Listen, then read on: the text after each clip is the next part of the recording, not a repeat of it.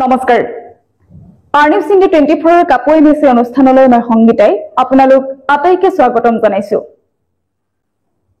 আজি আমাৰ লগত উপস্থিত আছে মিছিং স্বায়ত্তশাসিত পৰিষদৰ 33 নং পৰিষদীয় সমষ্টিৰ সাধাৰণ সদস্য তথা কাৰ্যবাহী সদস্য পুৰুষোত্তম দলে ডাঙৰীয়া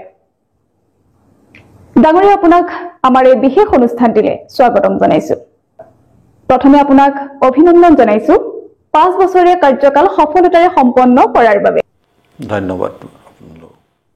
পোনপটীয়াকৈ আপোনাৰ পৰা জানিব বিচাৰিছো আপুনি যেহেতু টিএমপিকেৰ কেন্দ্ৰীয় সম্পাদক আৰু সভাপতি আছিল হয় মিছিং জাতীয় সংগঠনৰ সৈতে দীৰ্ঘদিনৰ পৰা জড়িত হৈ আছে মিছিং জনগোষ্ঠী হৈছে বিভিন্ন সমস্যাৰে জৰ্জৰিত জনগোষ্ঠী বৰ্তমান আপোনালোকে যেনে ধৰণে কাম কৰি আছে তেনে ধৰণে মিছিং ৰাইজৰ সমস্যা সমাধান হ'বনে এতিয়া আমি মিছিং স্বায়ত্তশাসিত পৰিষদৰ নামত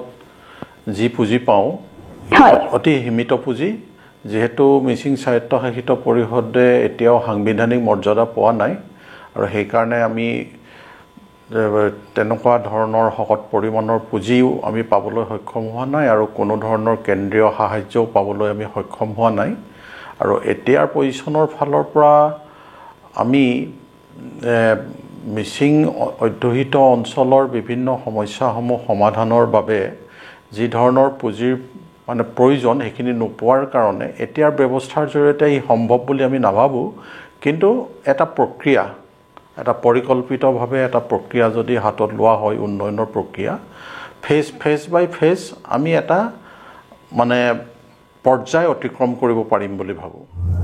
এইবাৰ নিৰ্বাচনত আপোনালোকৰ প্ৰধান নিৰ্বাচনী বিষয় কি হ'ব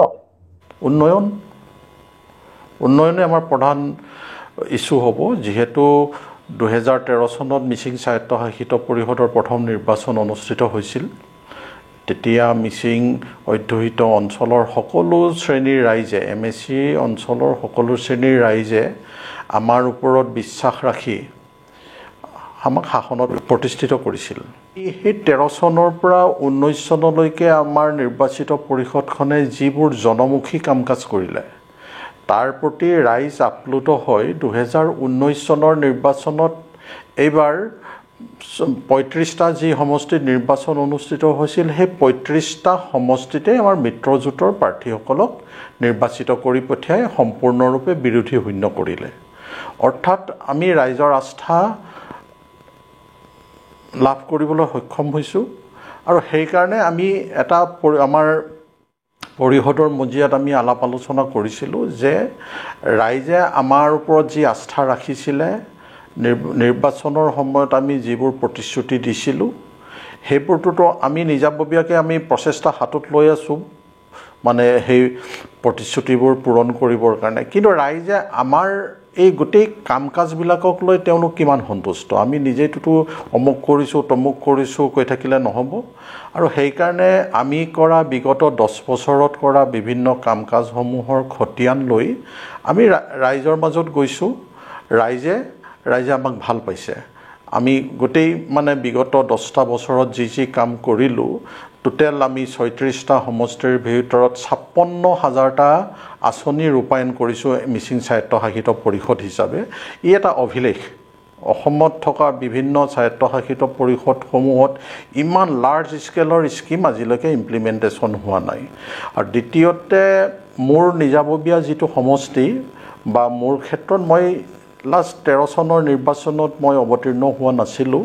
2019 চনৰ নিৰ্বাচনতহে অৱতীৰ্ণ হৈছিলোঁ আৰু ৰাইজে জিকাই পঠিয়ালে সেইকাৰণে সামগ্ৰিকভাৱে পৰিষদখনৰ কাম কাজ 10 বছৰীয়া হ'লেও মোৰ সমষ্টিৰ ক্ষেত্ৰত মই নিজাববীয়া তত্ত্বাৱধানত কাম কাজ কৰা এটা 5 বছৰীয়া পৰিকল্পনা হাতত পাইছোঁ আৰু এয়েহে আমি প্ৰতিশ্ৰুতি প্ৰতিফলন আৰু পৰৱৰ্তী 5 বছৰৰ যি উন্নয়নৰ পৰিকল্পনা সেইবোৰ লৈ আমি যি মিছিং স্বায়ত্তশাসিত পৰিষদে বিভিন্ন অঞ্চলত গৈছিলোঁ তাতে মোৰ নিজৰ সমষ্টিটো এই অনুষ্ঠানটি অনুষ্ঠিত হওঁতে যোৱা 5টা বছৰত আমি কিমান পুঁজি পাইছিলোঁ আৰু কি ধৰণৰ কাম কাজ কৰিলোঁ এইখিনি আমি ৰাইজক অৱগত কৰিছিলোঁ কেৱল মৌখিকভাৱে অৱগত কৰি নহয় মই প্ৰত্যেকটো স্কিমৰ বিপৰীতে কিমান পুঁজি নিৰ্ধাৰণ কৰা হৈছিলে এইবিলাকক উল্লেখ কৰি এটা শ্বেতপত্ৰ লিফলেট মই ৰাইজৰ মাজত বিতৰণ কৰি স্বচ্ছতাটো আমি মানে বজাই ৰাখিবৰ কাৰণে চেষ্টা কৰিছোঁ আৰু এতিয়া আমি কৰা উন্নয়ন এতিয়া আমি যিখিনি উন্নয়ন কৰিছোঁ এতিয়া মোৰ অঞ্চলৰ ক্ষেত্ৰত ৰাইজে এতিয়াহে বুজিব পাৰিছে যে মিচিং স্বায়ত্তশাসিত পৰিষদৰ জৰিয়তেও এনেকুৱা ধৰণৰ কাম কাজ কৰিব পৰা যায় মোৰ আগৰ যিগৰাকী প্ৰতিনিধি আছিলে তেওঁৰ দিনৰ এটা চিনো যোৰহাট পৰিষদীয় সমষ্টিৰ ভিতৰত নাই তেতিয়া ৰাইজে অনুভৱেই কৰিব পৰা নাছিল যে মিচিং স্বায়ত্তশাসিত পৰিষদে এই অঞ্চলৰ উন্নয়নৰ কাৰণে কাম কাজ কৰিব পাৰে কিন্তু এতিয়া আমি এটা মোৰ দিনত মানে মোৰ সমষ্টিটোৰ কথা কৈ আছোঁ আমি প্ৰমাণ কৰি দেখুৱাইছোঁ যে আজি এক সীমিত পুঁজি থাকিলেও মিচিং স্বায়ত্তশাসিত পৰিষদৰ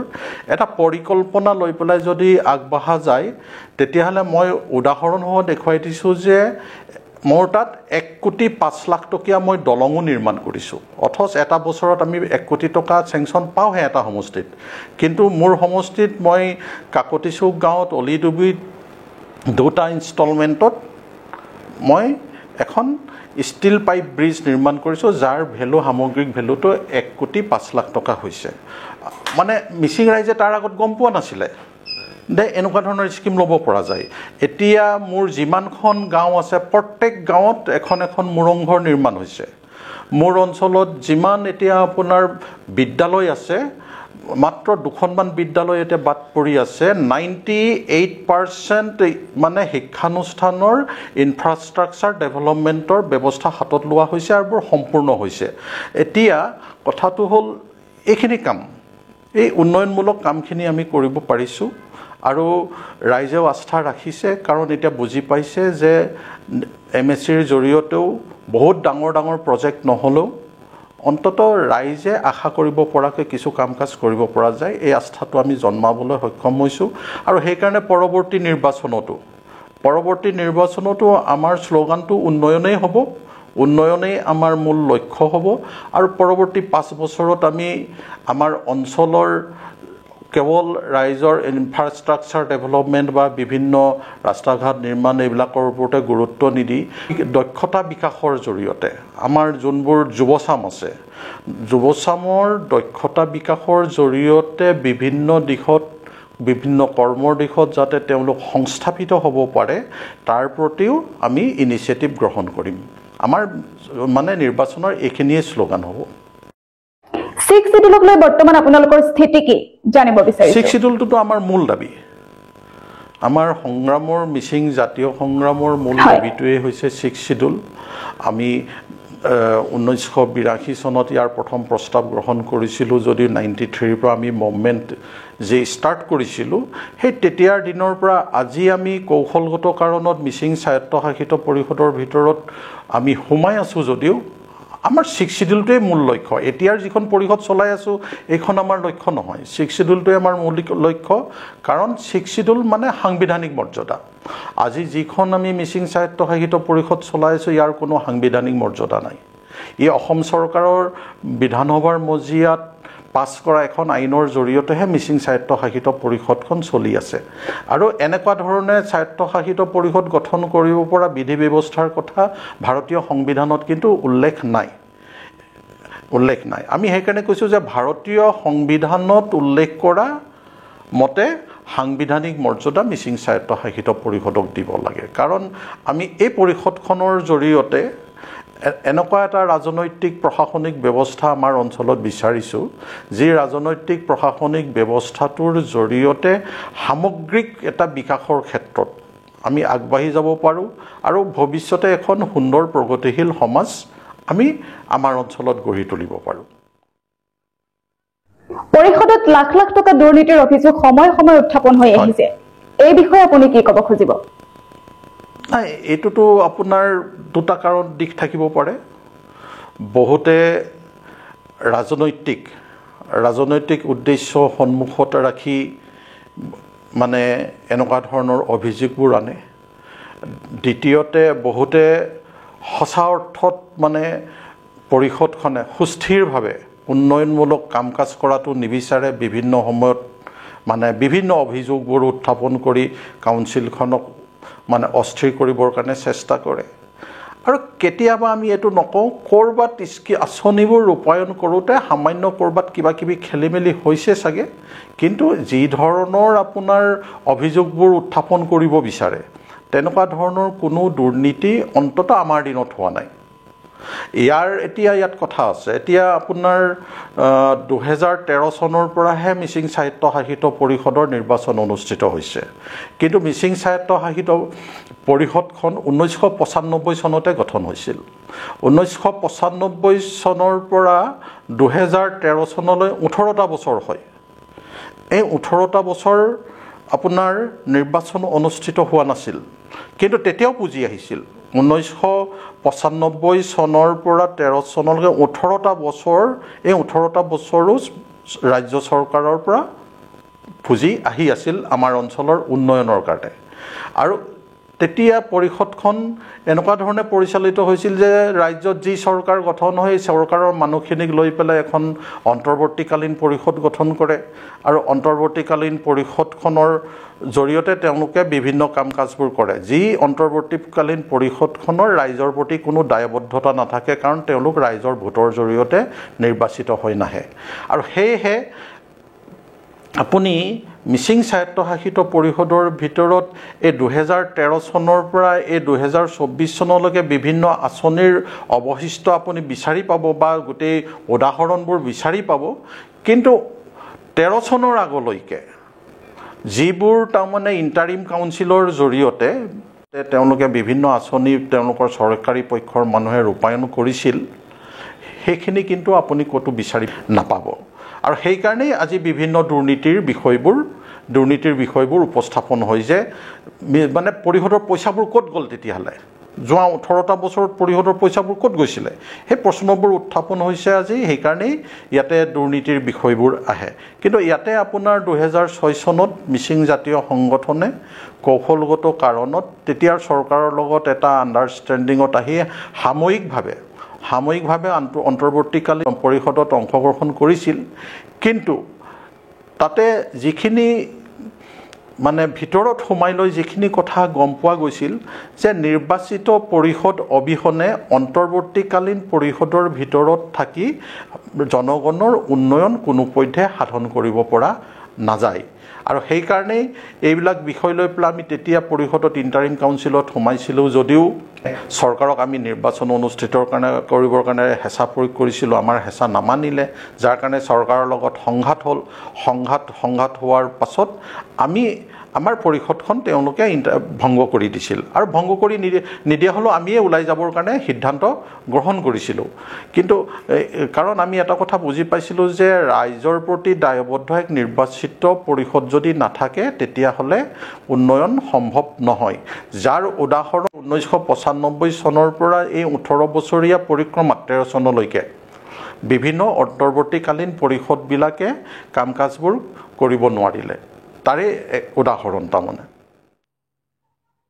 যদি আপোনাক ৰাইজে সোধে যোৱা 5 বছৰত এনে উল্লেখনীয় কাম কি কৰিলে, তেতিয়া আপোনাৰ উত্তৰ কি হ'ব? উল্লেখনীয় কাম বুলি ক'বলৈ গ'লে মই প্ৰথম কথা এটা সময়ত মোৰ অঞ্চলত এইটো কাকতি চুক বুলি এখন গাঁও আছে, তাত এটা ডুবি আছে অলি ডুবি বুলি। সেই ডুবিটোৰ ওপৰেদি এখন বাঁহৰ দলং আছিলে, দীঘল বাঁহৰ দলং, এইটো আপোনাৰ 90 মিটাৰৰ এখন মানে বাঁহৰ দলং। যি বাঁহৰ দলংখনেই আপোনাৰ দক্ষিণ মাজুলীৰ পৰা আৰম্ভ কৰি যোৰহাটৰ মানে আপোনাৰ 40 নং গাঁও পঞ্চায়তৰ পৰা আৰম্ভ কৰি যোৰহাট টাউনলৈকে যোগাযোগৰ অন্যতম মাধ্যম আছিলে প্ৰায় 50,000 জনবসতিৰ থকা মানুহৰ। সেই দলংখনৰ বা সেই অঞ্চলটোৰ যোগাযোগ ব্যৱস্থাটো উন্নত কৰিবৰ কাৰণে চৰকাৰে কোনো ধৰণৰ গুৰুত্ব দি অহা নাছিলে। মই কিন্তু এই দলংখনক তাতে এখন এতিয়া ষ্টীল পাইপ ব্ৰিজ নিৰ্মাণ কৰি দিছোঁ, য'ত আপোনাৰ 1,05,00,000 টকা খৰচ কৰা হৈছে। এইটো আজি সেই অঞ্চলৰ ৰাইজে যাতায়াতৰ ক্ষেত্ৰত যথেষ্ট সুচলতা লাভ কৰিবলৈ সক্ষম হৈছে আগতে খেতি মানুহখিনিৰ ট্ৰেক্টৰেৰে হাল বাবৰ কাৰণে মানুহখিনিয়ে প্ৰায় 8 কিলোমিটাৰ ঘূৰি আহিবগে লগা হৈছিলে এতিয়া জাস্ট দলংখন ক্ৰছ কৰি নিজৰ খেতি পথাৰত কাম কৰিব পাৰিছে এটা আপোনাৰ ধোদাং অঞ্চল বৰমুকলি অঞ্চল দক্ষিণ মাজুলী অঞ্চলৰ ৰাইজে বেপাৰ বাণিজ্য যোৰহাট টাউনৰ লগত গঢ়ি তুলিব পৰাকৈ আপোনাৰ দেৰগাঁও অঞ্চলৰ লগত গঢ়ি তুলিব পৰাকৈ যথেষ্ট যাতায়াতীভাৱে সুচল হৈছে ওচৰতে হাট বজাৰ আছে বজাৰ কৰিবলৈ যাবলৈ ৰাইজৰ সুচল হৈছে ওচৰতে স্বাস্থ্য কেন্দ্ৰ আছে স্বাস্থ্যৰ কেন্দ্ৰলৈ যাবলৈ সুবিধা হৈছে বিভিন্ন শিক্ষানুষ্ঠান আছে আপোনাৰ লাখেৰাজ জনজাতি হাইস্কুলৰ পৰা আৰম্ভ কৰি গৰুমৰা হাইস্কুল ইফালে আপোনাৰ বিষ্ণুদেৱ ছিনিয়ৰ ছেকেণ্ডেৰী স্কুল এইবিলাকলৈকে সকলো ছাত্ৰ ছাত্ৰীসকলেও যাতায়াতৰ ক্ষেত্ৰত সুবিধা লাভ কৰে এটা সামগ্ৰিক বিকাশ লাভ কৰিব এইটো এটা মোৰ কাৰণে উল্লেখনীয় দ্বিতীয়তে আমাৰ অঞ্চলত থকা প্ৰত্যেকটো শিক্ষানুষ্ঠানৰ ইনফ্ৰাষ্ট্ৰাকচাৰ মানে ডেভেলপমেণ্টৰ কাৰণে মই টাৰ্গেট মানে প্ৰচেষ্টা হাতত লৈ আছোঁ এতিয়ালৈকে প্ৰায় 96% 96% বিদ্যালয়ৰ আন্তঃগাঁথনি মানে উন্নয়ন কৰিবৰ কাৰণে মই সক্ষম হৈছোঁ আৰু সেইকাৰণে বাকী কিছুমান বাদ পৰি গৈছে পৰৱৰ্তী পৰিকল্পনাত এইবিলাকক টাৰ্গেট কৰা হৈছে আৰু সেইকাৰণে মই শিক্ষাৰ দিশতো এক উল্লেখনীয় ব্যৱস্থা হাতত ল'ব পাৰিছোঁ বুলি মই মানে ক'ব পাৰোঁ দ্বিতীয়তে আমাৰ অঞ্চলৰ ললিতি গাঁও আৰু আপোনাৰ নেউল গাঁও আজি তাত পাৰ্মানেণ্টলি গৰাখহনীয়া ৰোধৰ মানে আঁচনি চৰকাৰে গ্ৰহণ কৰিছে কিন্তু আপোনাৰ 2019 চনৰ পৰা আপোনাৰ 22-23 চনলৈকে তাৰ গৰাখহনীয়া প্ৰতিৰোধৰ কাৰণে অহৰহ মই প্ৰচেষ্টা চলাইছোঁ MSCৰ জৰিয়তে বিভিন্ন ধৰণৰ মই তাতে আঁচনি ৰূপায়ণ কৰিবৰ কাৰণে প্ৰতিটো মুহূৰ্তত প্ৰচেষ্টা হাতত লৈছিলোঁ যাৰ কাৰণে আজি ললিতি নেউল বাচি আছে আৰু আমাৰ অঞ্চলৰ অৰ্থনৈতিক সুস্থিৰতা এটা ঘূৰি আহিছে আৰু এতিয়া চৰকাৰে তাতে পাৰ্মানেণ্ট নেচাৰৰ কাম আৰম্ভ কৰিছে কিন্তু তেতিয়া আমি টেম্পৰৰী নেচাৰৰ কিছুমান কাম নকৰা আজি ললিতি মানে গৰাখহনীয়াৰ কবলত পৰি গোটেই এটা প্ৰায় 55-60খন গাঁও আজি বানবিধ্বস্ত অঞ্চল হিচাপে পৰিগণিত হ'লহেঁতেন এই ক্ষেত্ৰতো মই এটা উল্লেখযোগ্য মানে কাম হাতত ল'ব বুলি সক্ষম হৈছোঁ আৰু দ্বিতীয়তে মিচিং জাতি হত্যাৰ মানে অন্যতম এটা চিনাকি হৈছে মুৰংঘৰ কাৰণ মিচিং জাতি হত্যাৰ লোকবিশ্বাস বা পৰম্পৰাগত ধৰ্মীয় বিশ্বাস আদিৰ কাম কাজ কৰিবৰ কাৰণে বা লিগাং এইবিলাক উদযাপন কৰিবৰ ক্ষেত্ৰৰ কাৰণেই হওক মুৰংঘৰটো আমাৰ অত্যন্ত প্ৰয়োজন মই ইতিমধ্যে প্ৰত্যেক গাঁৱত মুৰংঘৰ নিৰ্মাণৰ কামটো সম্পূৰ্ণ কৰিছোঁ সেইটো এটা মই উল্লেখনীয় আমাৰ তাৰমানে সফলতা বুলি অনুভৱ কৰোঁ কাৰণ প্ৰত্যেক এখনো গাঁও বাদ পৰি যোৱা নাই উত্তৰ পশ্চিম যোৰহাট অঞ্চলৰ এখনো গাঁও বাদ পৰি যোৱা নাই সকলোতে মুৰংঘৰ নিৰ্মাণ কৰা হৈছে এইখিনি মোৰ সফলতাৰ মানে উল্লেখযোগ্য বুলি মানে কাম বুলি মই ক'ব বিচাৰোঁ কিন্তু ইয়াতে আমি অনুভৱ কৰোঁ এতিয়া আমাৰ অঞ্চলৰ যাতায়াতী ব্যৱস্থাটো অতি বিধ্বস্ত অঞ্চল এতিয়া যাতায়াতৰ ক্ষেত্ৰত কিন্তু কোনো ধৰণৰ মানে যাতায়াত ব্যৱস্থাটোক উন্নত কৰিব পৰাকৈ কাম কাজ আমি হাতত ল'ব পৰা নাই এইটো মোৰ কাৰণে এটা বহুত ডাঙৰ মানে দুখ বুলি মই ক'ব লাগিব কাৰণ আমাৰ হাতত ইমান পুঁজি নাই আমি এখন RCC দলং বনাবৰ কাৰণে পুঁজি নাই 2-3 কিলোমিটাৰ ৰাস্তা আমি পকী ৰাস্তা বনাবৰ কাৰণে আমাৰ হাতত পুঁজি নাই